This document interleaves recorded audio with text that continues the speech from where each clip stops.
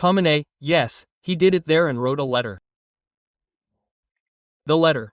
Save, help, save the piglet. Remember how he wrote a letter to President Putin? Sorry. Many people write letters to President Putin. I remember when they put the head of Gagauzia in Moldova in jail, I think. She also wrote a letter to President Putin. It didn't help her. She sat down, I think, yes, the head of Gagauzia, or she is the former head of Gagauzia, but she wrote a letter to Putin harshly in this sense. Then this candidate for the presidency of Romania, who was removed from the elections, wrote a letter to Putin. Everyone writes letters to Putin. It helps, apparently, equally, like a dead poultice.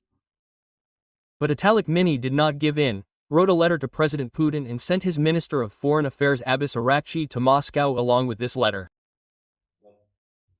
Yes, Adela handed the letter to Putin with this Arakci.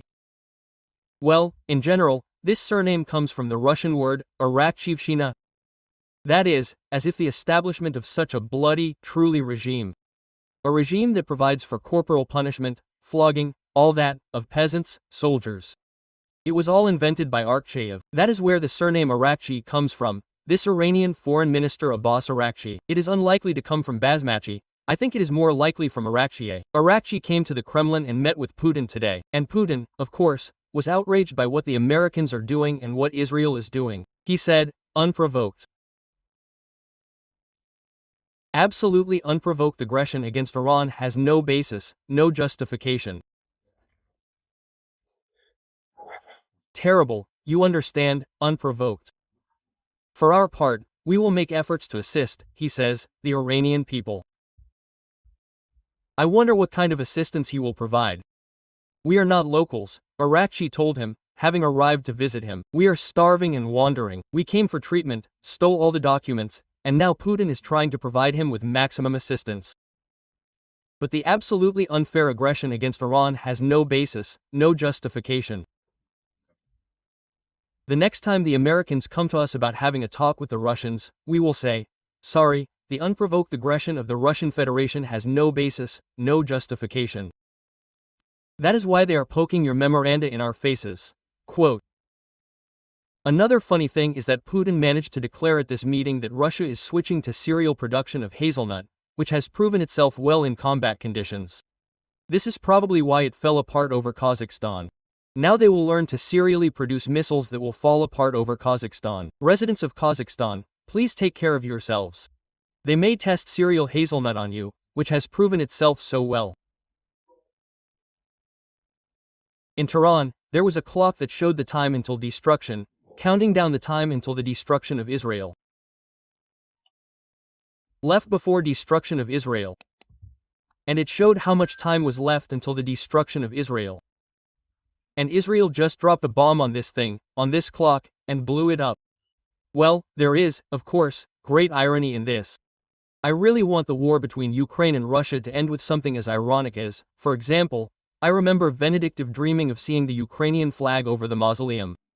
I understand that this does not make sense, that we do not need mausoleums, but still, when a Ukrainian soldier raises a Ukrainian flag over the mausoleum, it will be purely symbolic, it seems to me. It will mean that Moscow has fallen and the Russian Empire is no more. We will give them the mausoleums later. We will not give them anything else, but let them take the mausoleums back.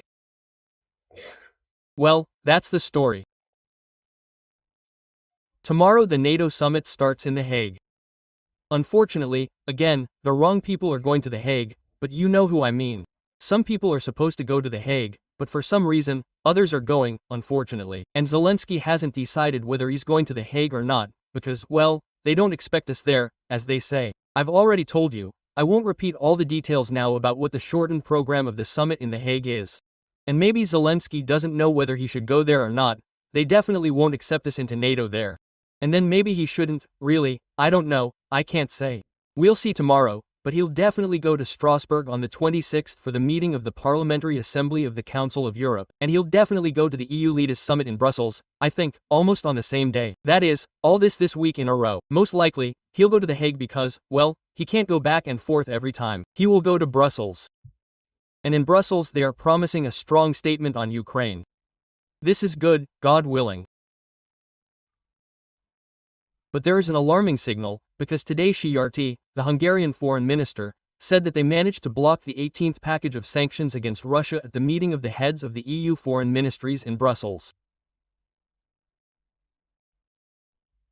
And this means that on the next day they will try, well, most likely, they will definitely try to block this very 18th package of sanctions against the Russian Federation. And it will turn out that Zelensky flew back and forth in vain. But he is flying on business, he is flying to defend these new anti-Russian sanctions. Well, NATO, that statement also made me happy. Well, of course, it made me laugh, bitter laughter is coming now. NATO countries have agreed to postpone the increase in military spending to 5% of GDP until 2035, Reuters reports.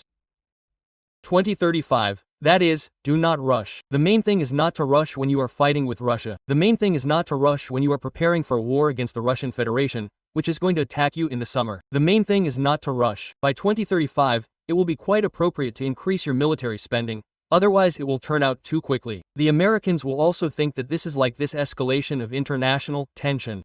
By 2035, just in time, I think, just in time, the Russians will have time to get to Gibraltar. At least they will get stuck on the way in Estonia, because there are already route tank ditches there.